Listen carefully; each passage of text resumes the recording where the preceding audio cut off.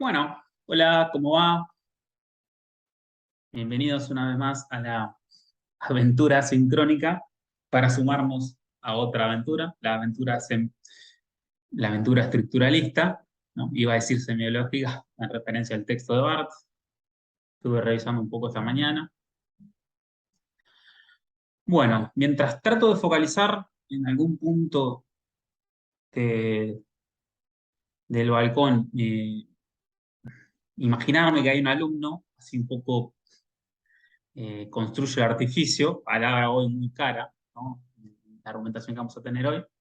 Mientras construye el artificio de una clase, si me es más amena un poco el discurrir de la argumentación, eh, les comento que para aquellos que todavía no pudieron ver el aula virtual o el entorno, subí un cronograma en el que un poco puntúa o describe los pasos a seguir hasta el fin del cursado. Hoy, ¿no? Acorde a ese cronograma, le vamos a conversar o un poco reponer, resumir, condensar en un puñado de postulados fundamentales las coordenadas básicas a partir de las cuales nosotros vamos a entrar, imaginemos abriendo una puerta, a los textos críticos que nos competen, los textos críticos de Ana María Barrenechea, de Josefina Ludner, de Noé Gitrix. Las tres lecturas estructuralistas del punto 2C del programa que vamos a ahondar en esta unidad. Es la unidad abocada a la respuesta formalista estructuralista, ¿no? Es decir, de qué modo el estructuralismo ha respondido a la pregunta ¿qué es la literatura?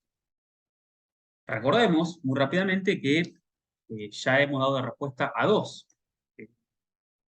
Ya hemos enhebrado dos respuestas a esa pregunta, ¿no?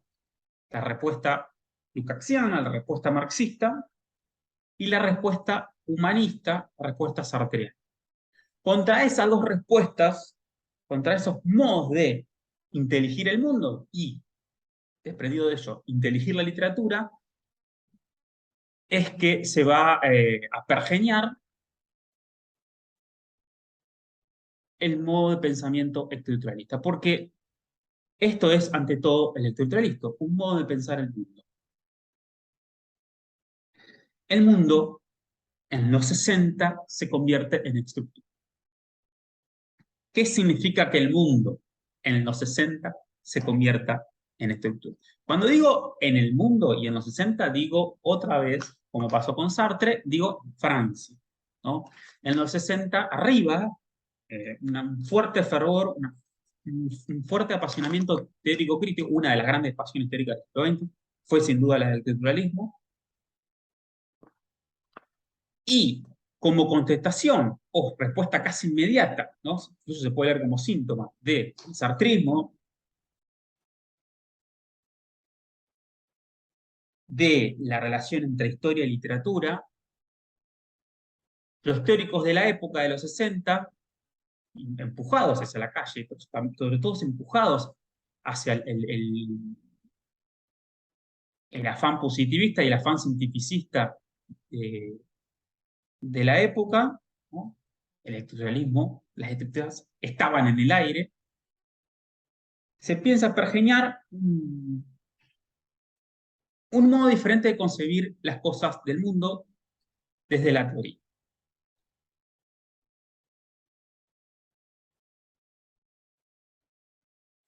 Para ubicarnos más o menos en el mapa que vamos trazando en, en, en la materia. Los 20 son los años del realismo socialista. Los 50 son los años del sartrismo, los años de qué es la literatura de Jean-Paul Sartre, la literatura de ese humanismo democrático y progresista. Y los 60, ¿no? Una década posterior, son los años del estructuralismo, ¿no? Digo los 60 porque con toda la furia es eso lo que va a durar. Eh, esa es una de las primeras cosas que tendremos que marcar.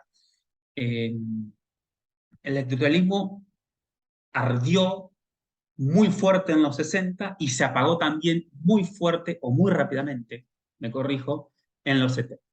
Ya a fines de los 60, los mismos teóricos que abrazaron con mucho calor la causa estructuralista, a fines de los 60 empezaron a replegar sus banderas, a emprender la retirada.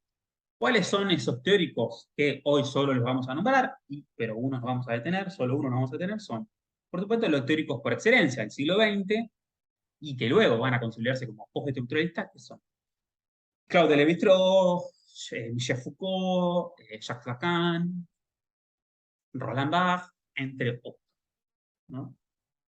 Todos estos van a tener, si se quiere, dentro de la cronología teórica de su producción teórica, van a tener un momento estructuralista que luego será, muy entre comillas, superado, reescrito, reformulado, ¿no?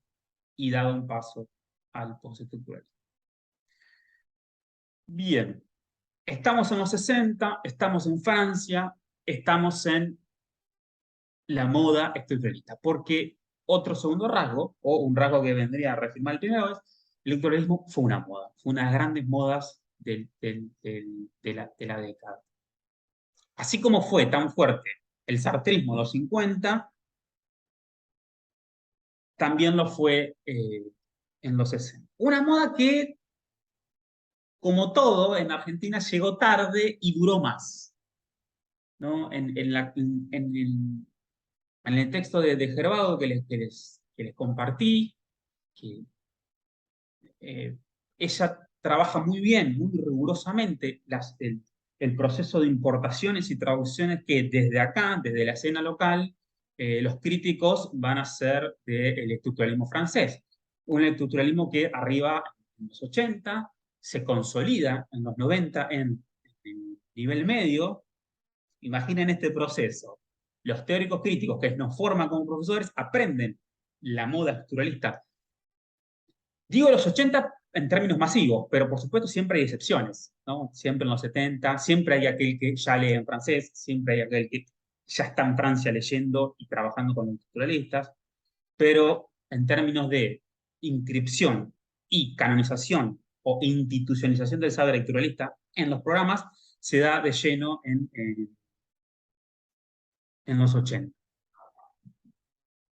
Entonces, decía, este arribo, los profesores que nos formaron se forman, ¿no? Y eso se traslada a los terciarios, y los terciarios se consolidan, ¿no? Y se inocula, digo inocular porque realmente es un virus, el electoralismo se inocula en los programas de la escuela secundaria, y hasta el día de hoy estamos con ciertos resabios electoralistas. Diría no tan fuertes, ¿no? Me atrevo a decir que no tan fuertes como fue en los principios del 2000. En el momento en el que Gervado escribe, que es en el 2011, sí era un momento fuerte. Hoy ya en el 2022 ya no podemos hablar de esa fuerte permanencia del estructuralismo en los programas de cátedra del nivel secundario. No obstante, es sin duda, el estructuralismo es sin duda la teoría a partir de la cual nosotros aprendimos a leer literatura en la escuela.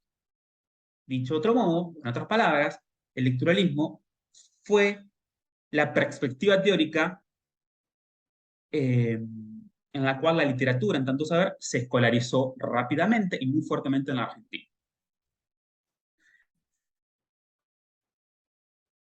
Cuando empecemos a explorar, sin duda ustedes ya lo hicieron, ¿no? En Introducción al Estilo Literario, cuando empecemos a explorar un poco, repasar las categorías del estructuralismo, se van a dar cuenta hasta qué punto el estructuralismo funciona como nostalgia, volvernos hacia la infancia, también volvernos a nuestra situación como alumno en secundaria, y estamos, ¿no?, detectando las funciones del lenguaje. Bien.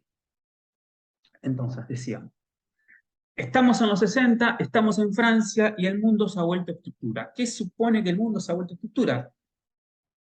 Supone echar por tierra las intenciones del autor, antes de todo, ¿no?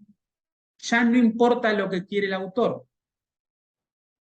Y esto es muy fuerte, porque hace unas semanas venimos a hablar del compromiso sartreano, de la responsabilidad de la palabra que tiene que tomar el escritor, de, de- de- del concepto de libertad que solo es posible a partir del discurso literario, o uno de los modos de discurso literario. Hablamos justamente de una fuerte impronta de la intencionalidad del autor en los textos. Bueno, ahora, no tan solo un par de años más, eh, toda esta concepción de mundo en donde el escritor se compromete con la realidad, se suspende, se cancela, se condena, se condena, se, se pone entre paréntesis, se deprecia teóricamente. Otro rasgo más que nos permite describir la teoría literaria como justamente un discurso que todo el tiempo es contradictorio, que todo el tiempo se pisa la cola, que todo el tiempo se reescribe, que todo el tiempo se vuelve a reformular, ¿no? Y reniega y refuta lo que anteriormente afirmaba con mucha fuerza, ¿no? Ese es el movimiento constantemente móvil, constantemente maleable y transformable del discurso teórico. Por eso un poco el programa de este programa de teoría crítica literaria es un poco como una montaña rusa, ¿no? Lo que afirmo en una semana anterior con mucha fuerza, a las 2 semanas la refuto, ¿no? Te está loco, ¿no? ¿Cómo pasamos del compromiso sartiano a el afán cientificista de los bebés? Bueno, eh, así se ha construido y así se ha leído, y un poco entender los movimientos eh, es, eh, es un poco la idea hoy y la idea de todo lo que resta el cursado. Entonces, el mundo ya no se entiende como un terreno en donde el escritor debe comprometerse. La literatura deja de entrar en íntima relación, ¿no? En términos de deber, en términos de poder, en términos de responsabilidad con la historia. Acuérdense que el marxismo lukácsiano, pero también el humanitarismo sartreano, entendían la literatura como en términos totalitarios, es decir, en términos relacionales. Está la literatura y está lo social y deben imbrincarse íntimamente, deben estar en relación, porque, porque así se construye el saber y esas son las premisas, sí, las premisas, pero también los deberes del escritor para hacer literatura, ¿no? Acuérdense que la gran pregunta social, la gran pregunta marxista es ¿qué hacer? Bueno, ahora ya el mundo es un mundo sin intenciones, es un mundo con funciones. Ya no hay intenciones, hay funciones. Ya no hay ideología, sino construcción interna. Ya no hay realidad, sino artificio. Fíjense, utilicé 3 conceptos que van a funcionar aquí como palabras claves. Función, en contraposición a la intención, ¿no? Ya no hay intención del escritor, sino que hay función interna de la obra. Ya no hay ideología, no importa lo que piensa el escritor, por cuál es la concepción de mundo, no hay hombre total ni por asomo acá, eh, sino que hay construcción interna. Fíjense, función, construcción y artificio. Ya no importa la realidad, ya no importa lo social, ¿no? Estamos abrazando muy fuertemente el primer estructura aquí. Sino que ahora hay artificio, hay construcción y hay función. Utilizo esas palabras claves porque son esas 3 palabras claves lo que nos van a permitir eh, ahondar en los procedimientos y las categorías que definen una especie de ADN estructuralista cuyo origen es el formal, ¿no? El formalismo ruso.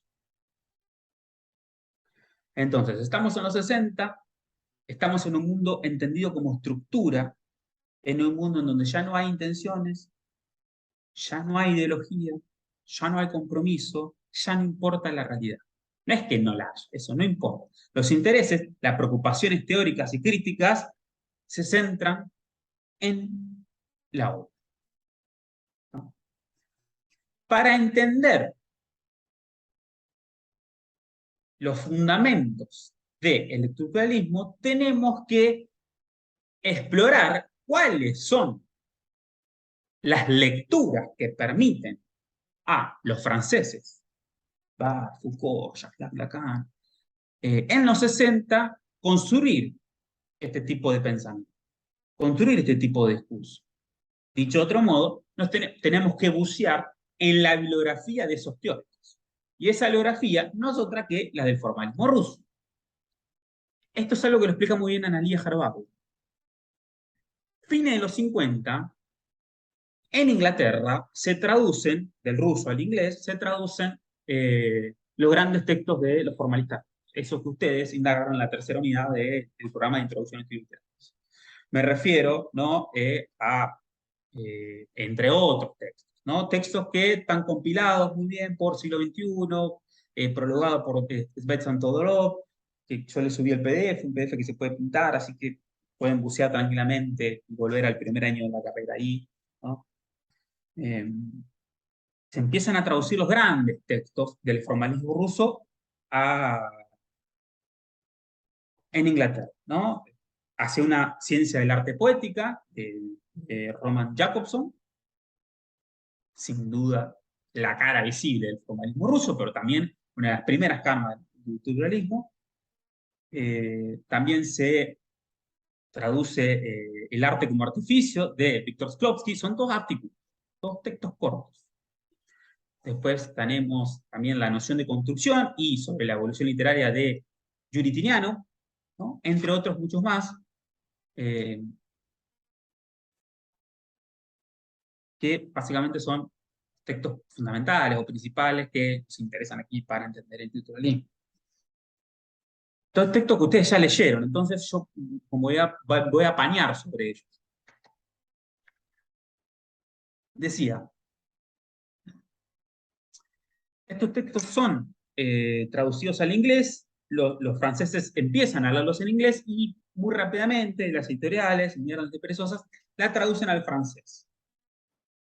A principios de los 60 ya hay una gran traducción al francés de los grandes textos del formalismo ruso, ¿no? Y ahí empieza una conversación teórica, ¿no? En donde se parte de ciertas premisas formalistas para reescribirlas, para reformularlas, ¿no? Y eso es el estructuralismo.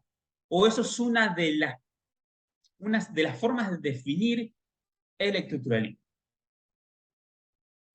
como una reescritura del formalismo ruso. Dicho esto muy rápidamente, ¿no? Para entender, ¿no? Desde dónde viene el electoralismo en los 60 en Francia, ¿no? Bien, entonces, para entender la fuerza de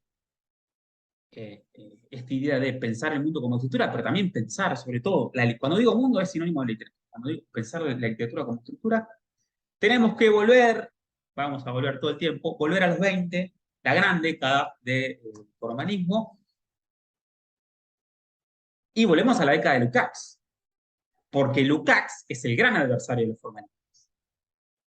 Dicho de otro modo, volvemos a los 20 para generarle un roomie, un compañero de cuarto en la década a Lukács, que son los formalistas.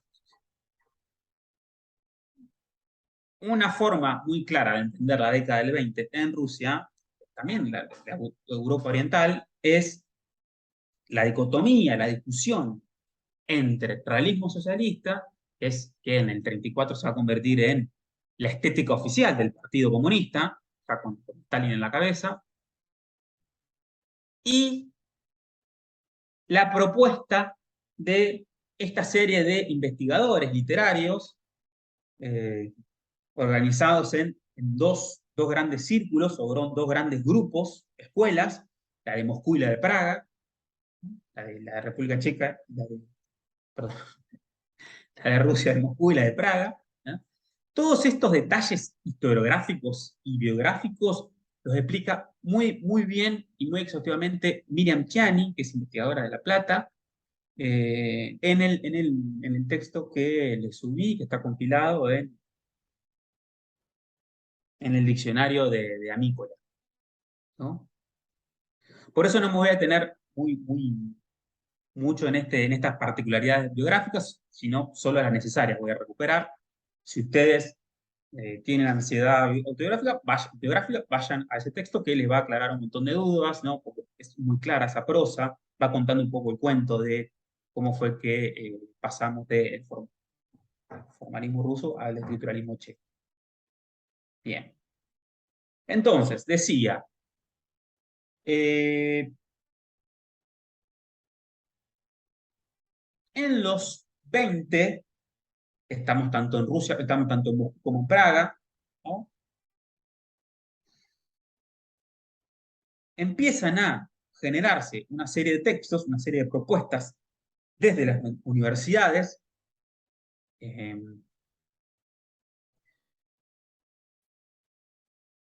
radicalmente diferentes y contrarias a las propuestas oficiales del Partido Comunista en Rusia, ¿no? Que ya vimos con Lukács.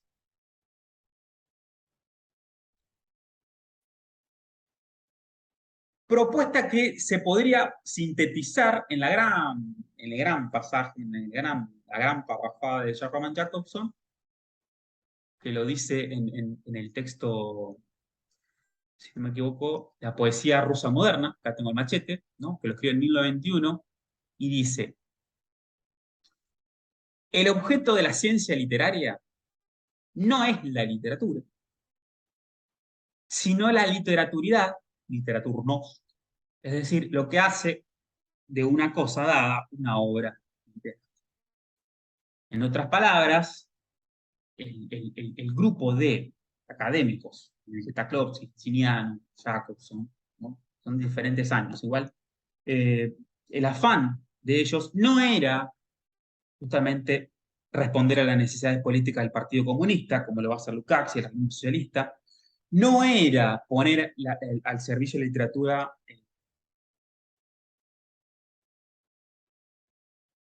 dicho de otro modo, no era darle una función social a la literatura, no era rastrear las posibilidades de construcción del hombre total, sino, por el contrario, radicalmente contrario, tiene una búsqueda de corte científico,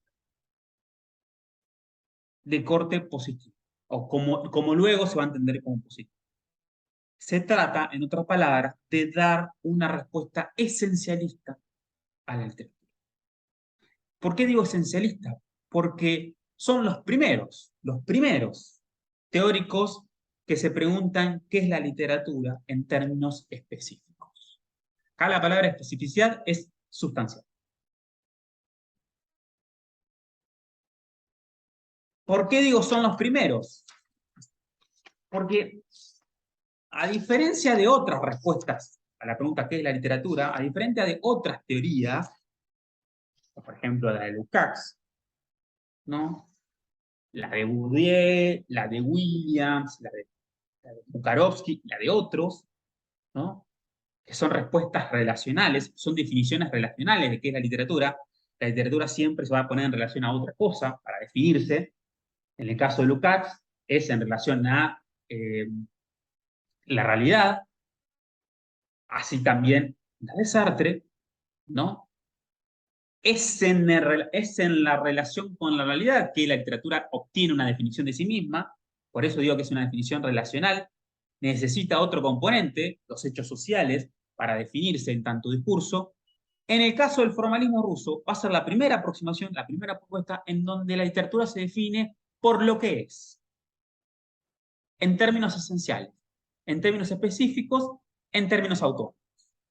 Ese es el afán, ese es el deseo, esa es la búsqueda eh, teórico-académica, teórico-crítica de Jacobson, Tiniano, ¿no?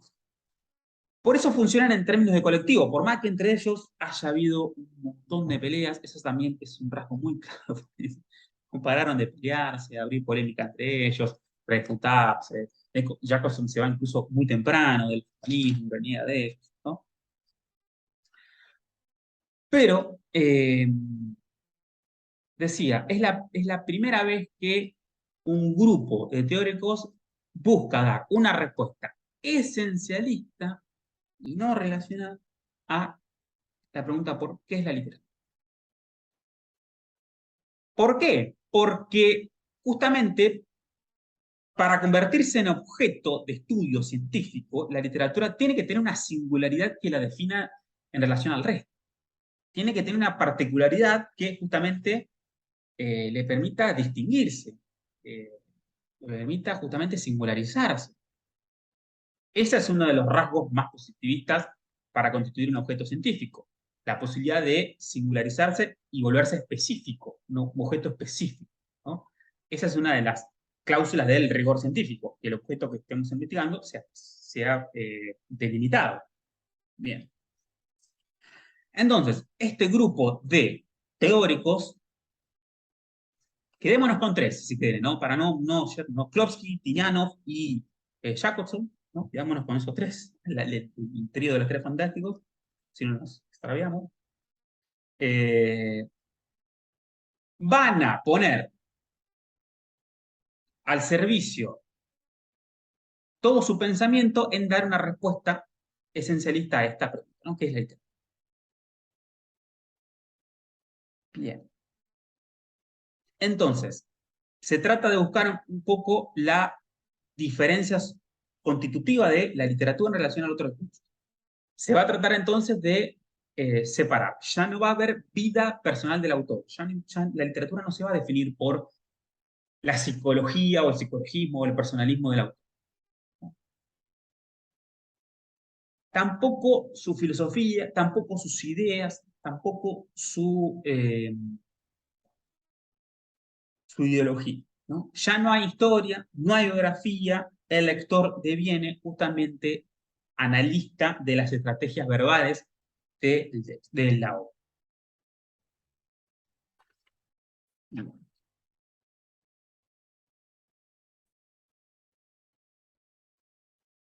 La obra literaria, les leo, ya no va a ser ni vehículo ideológico, ni reflejo de la sociedad, ¿no? O realidad social, ni encarnación de alguna, ni en ninguna verdad trascendental. En términos religiosos, en términos teológicos. Sino que va a definirse como una máquina. La obra como una máquina, en donde el lector tiene que describir su funcionamiento interno, ¿no? Se trata de un hecho material cuyo funcionamiento puede analizarse como se examina una máquina, es decir, a través de su función. Gran palabra del formalismo. Bien. Y cuando digo funciones, tenemos que hacer una parada específica o una parada obligada a la gran categoría de Roman Jacobson, que es función poética, ¿no? Primer punto nostálgico del programa, que es volvernos a, bueno, definir cuáles son dentro de las funciones del lenguaje, ¿no? Eh, Fíjense hasta qué punto el formalismo ruso es deudor de las categorías del pensamiento lingüístico y del discurso lingüístico. Dentro de las funciones del lenguaje habría una función específica que determinaría con mucha fuerza qué es la literatura. No solo qué es la literatura, sino dentro de la comunicación humana habría una función, que es la función poética, que le daría cierta especificidad, ¿no? ¿Por qué? Porque es el momento en el que el mensaje deja de tener preocupación por transmitir justamente el mensaje y se piensa y se preocupa por sí mismo. Es el momento en el que el mensaje se vuelve autorreferencia, ¿no? La función poética del lenguaje sería aquella que se centraría en el lenguaje mismo, ¿no? Ya no importa función social, ya no importa la función política o ideológica, ¿no? Para llevarlos a los dos teóricos que conversamos antes, sino que ahora importa la función poética, ¿no? La función que le permite singularizarse en tanto tal. Se trata justamente de subrayar con esto muy rápidamente la afamada autorreferencialidad del lenguaje, pero también el estatuto autónomo que intentan construir los formalistas y que luego van a reciclar y terminar de consolidar los estructuralistas, ¿no? La función poética del lenguaje. A mí me gustaría compartirles un video ahora en donde hay un montón de ejemplos de cómo funciona la función poética en el lenguaje, en tanto hecho del lenguaje en la vida cotidiana. Eh, a mí me gustaría compartirles un video de la película Viola, de Matías Piñeiro. No se lo voy a compartir, sino que le voy a subir el link. Voy a ser youtuber, vean este link. Porque la vez anterior les compartí un video y se puso un blackout negro. Entonces, bueno, directamente ustedes vayan a cliquear el video, en donde van a ver a dos actrices del under porteño filmándose en una escena de una película donde dos actrices actúan de ser actrices ensayando una obra de teatro sentadas en el living de su casa. Entonces esa es la conversación en donde ya no importa lo que se están diciendo, ¿no? Están ensayando una obra de Shakespeare, sino el hecho poético que se genera en la conversación misma, ¿no? Son los momentos en que la forma adquiere supremacía y la forma se autonomiza y adquiere la centralidad, ¿no? Adquiere la supremacía de la función, ¿no? La función predominante, para hablar en términos de Jacobson. Entonces, muy rápidamente, la posición esencialista de Jacobson, también de los formalistas, supone justamente otorgarle ya no una función social a la literatura, ya no una función ideológica a la literatura, sino una función poética. Lo que importa ahora es la poeticidad, ¿no? Eso que Jacobson llamó literaturidad. Habría cierto rasgo específico del objeto de literatura, que es la literaturidad, que es aquello que lo convierte a un hecho lingüístico o un hecho del lenguaje, a un hecho humano en literatura. Bien, esa es la primera categoría. La segunda es muy desprendida de esta, es la que va a proveer, es una categoría hermosa, es la de Víctor Szlopsy, la de extrañamiento. La capacidad que tenemos nosotros, en tanto observadores, en tanto sujeto del mundo, en tanto lectores, tanto sujeto de la percepción, de transformar el mundo en poesía. Es la capacidad inaudita, es una de las categorías más hermosas del formalismo. Es la capacidad que tenemos a través de nuestra percepción de convertir los objetos del mundo en algo extraordinario, de suspender la ordinariez que polula nuestra vida cotidiana y convertirlos en hechos extraordinarios, convertirlos, en otras palabras, en hechos poéticos, a través de justamente un proceso de artificio que supone extrañar aquello que vemos, aquello conocido que entendemos. Va a decir Klopsky, el hábito nos impide ver, sentir los objetos. Es necesario deformarlos, violentarlos, para que nuestra mirada se detenga en ellos. Esa es la finalidad de las convenciones artísticas. Habíamos dicho que el formalismo es justamente una búsqueda colectiva de dar una respuesta a qué es la literatura en términos esenciales, en términos específicos, en términos autónomos.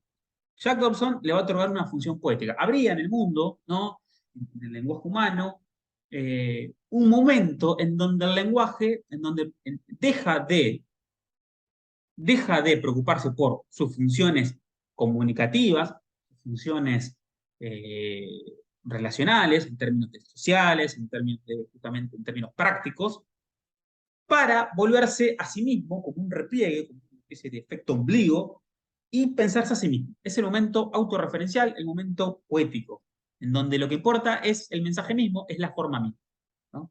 De hecho, formalismo, el nombre, es un nombre